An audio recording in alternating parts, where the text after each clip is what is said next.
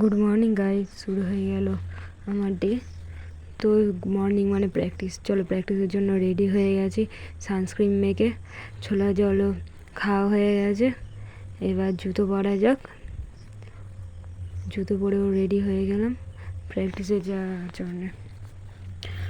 দেখো গাইজ, আমরা workout complete হয়ে গেছে। ওয়ার্কআউট কমপ্লিট করে আমরা সবাই বসে বসে একটু গল্প করছিলাম এবং একটু মজা করছিলাম সবাই মিলে। এবার হচ্ছে আমাদের ব্লগ স্টার্ট হবে, তার জন্য রিক আমাদের রেডি হচ্ছে।